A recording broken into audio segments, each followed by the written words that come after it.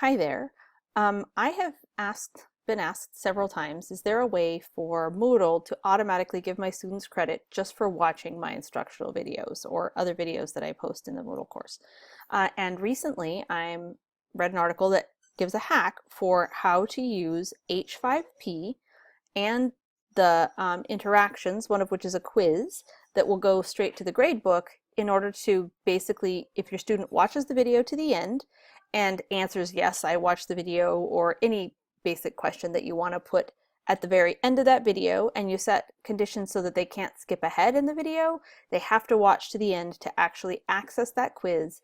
And then they take the quiz, and that grade, which is basically if you click on this button, you get full credit, that will go automatically into the gradebook. So in effect, students get full credit for having watched your video to the end, no matter what the answer is on the quiz. You could, of course, set quiz questions that do grade them based on content if you wanted.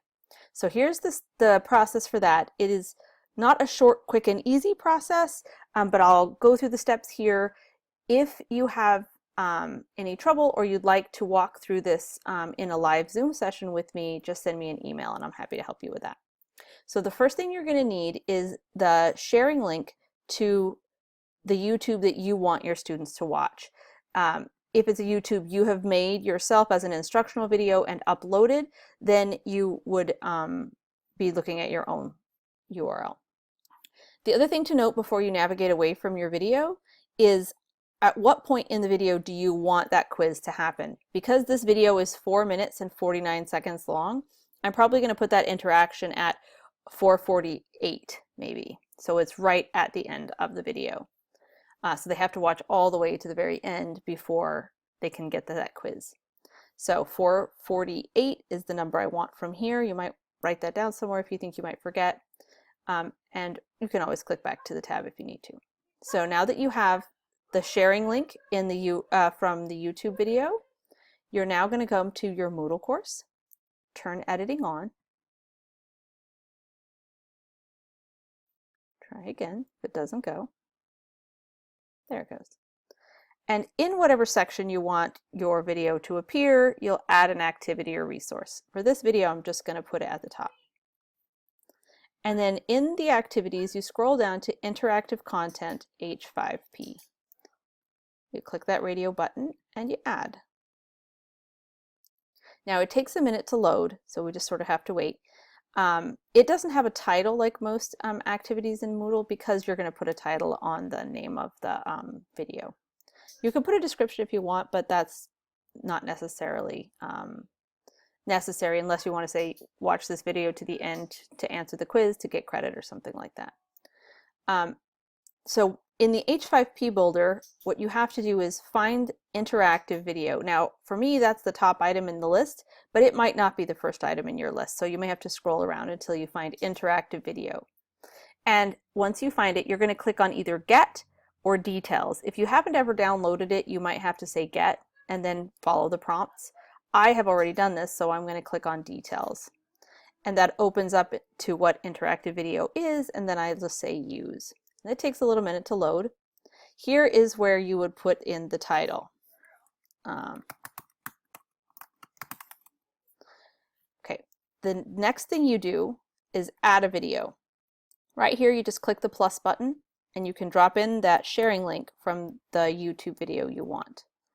Insert. Great.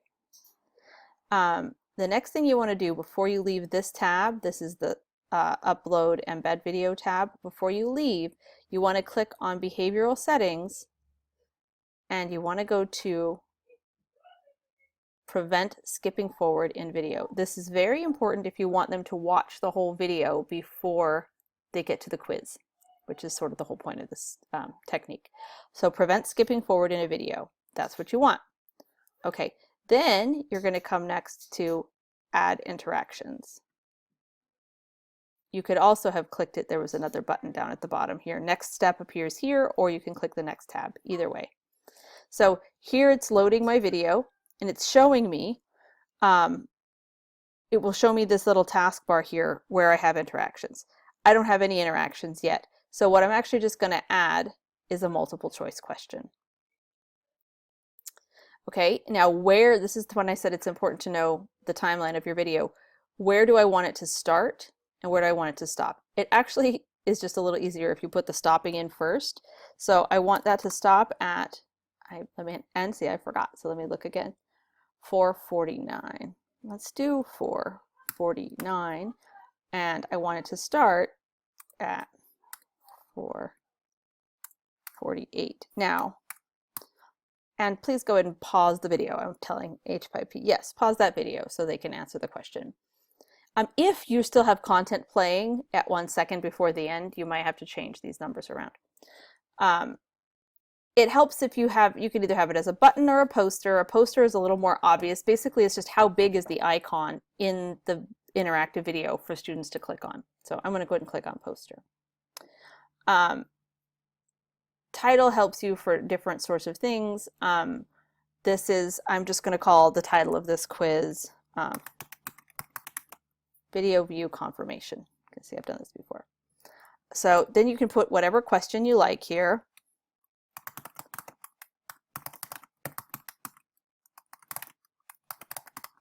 Did you watch the video all the way through? And the first option is yes, and that's the correct answer. The second option is no. Now it's your choice. If they said no, then you can say, well, you got to the end and you answered the question, so obviously you did watch the video all the way through. But I'm going to let that be incorrect answer. Okay. And you could skip all of these other things and say done. Now you can see this tiny little white circle tells you where in the timeline your interaction is. Okay. Now the last step is the summary task. So click here.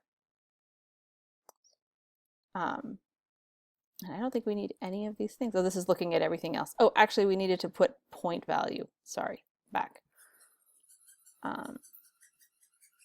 We want to edit this interaction here. This will show you how it's going to go. Yes, no. There we go. I want to edit this interaction. Oh, you can put it in different places on the video. That's helpful.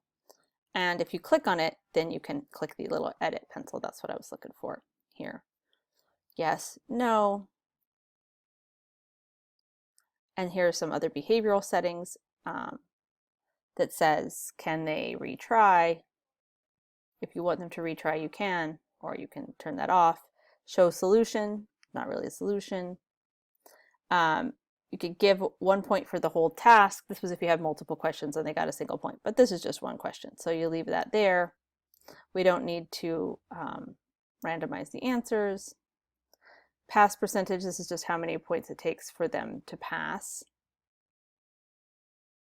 Show the score points. Let's make sure there's nothing here. Okay, we are done. All right, so let's go down to grade now. And I currently don't have grade categories in this course, but if you did, you would click here and put it in, I don't know, a video quiz or something like that. And then the maximum grade point I have set for here is 10 points. So if they get the question right, or they do it at all, they get 10 points. So then you would click Save and Display. This is now the H5P video for class. It's going to take a little bit to load. Here's the video embedded in, and we won't do the whole thing because it'll take forever, but they can play the video. Oh, that's very loud. Anyway, they would play the video, it would go through, and then at the very end, they would have this question. I recommend that you test this out with a few short videos so that you can go ahead and let it play through, answer the question, and see what happens in the gradebook. I already have an H5P assignment that I made, and here it is. If I scroll along this grade here, you can see this is the first one I did, and this student 3 test, watched the whole thing, took the quiz, and got 10 points. I did not test it with these other participants, but this is what it should look like. It's just a column in your gradebook in whatever category you categorize it, and it gets whatever points you set for the H5P item. Now, this is a little bit complex. I know that H5P is a little bit complex, so if you just want to walk through it with someone, by all means, send me an email and we can do a consult and work through it together.